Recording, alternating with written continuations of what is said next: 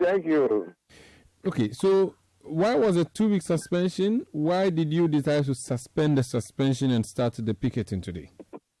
Well, as you are aware, our first picketing was on the 15th May. And that is where the Deputy Minister, Dr. Stephen Amwa, came to meet us. In fact, he was coming from to the office when he saw us picketing. And when he had asked why we were there, we explained things to him. He said he didn't know that because he was new there. But then after the explanation, he said he would try and pick up our petition and any correspondence that we have, and then discuss with the minister and get back to us. And we said we are getting back, get back to us as soon as practicable, because the next Wednesday, which was going to be 22nd, we were coming. So we waited 21st, we haven't heard anything from him. So we informed the police we were going the next day, 22nd. Then in the late afternoon, he called me and said they are planning a meeting because he's traveling. We should allow him to go and return on 27th so that we can have the meeting.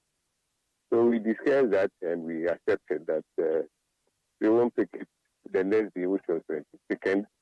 And since he was coming back 27th, the next ticketing, which was 29th to Shelby, we spawned the two so that to give him time to go and come and have the meeting first.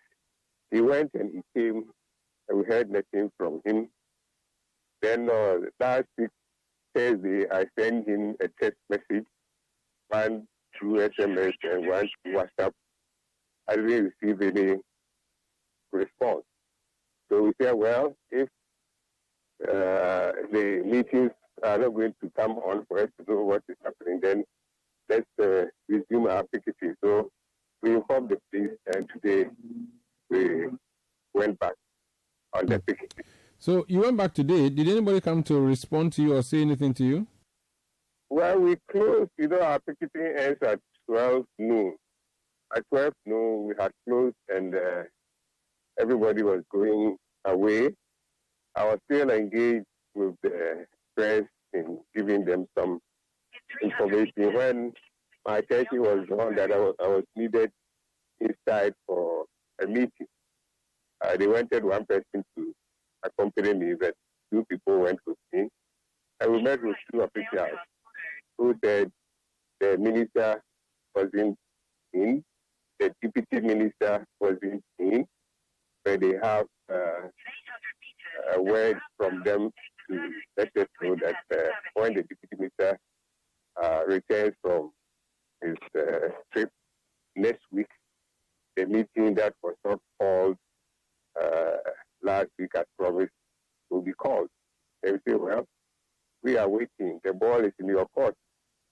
So if you call a meeting to come, but our scheduled picketing will be happening every Wednesday unless within the week something happens that will warrant a stoppage of one particular picketing. Otherwise, every Wednesday we will be coming.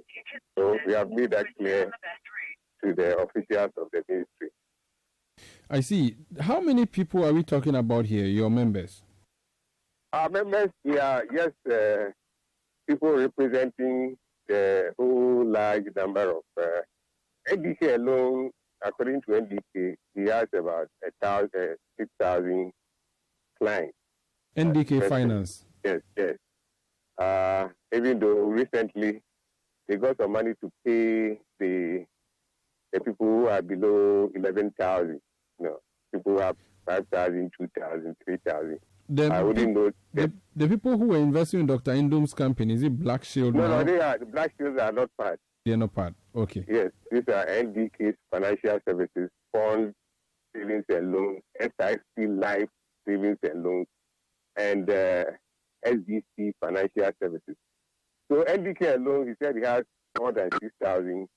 The below 11,000 people who deposits were below 11,000 have been paid off. Recently, when there was a 10 million inflow from to them, we arranged for it to clear the marginal source for investors. I see. So the number will go down.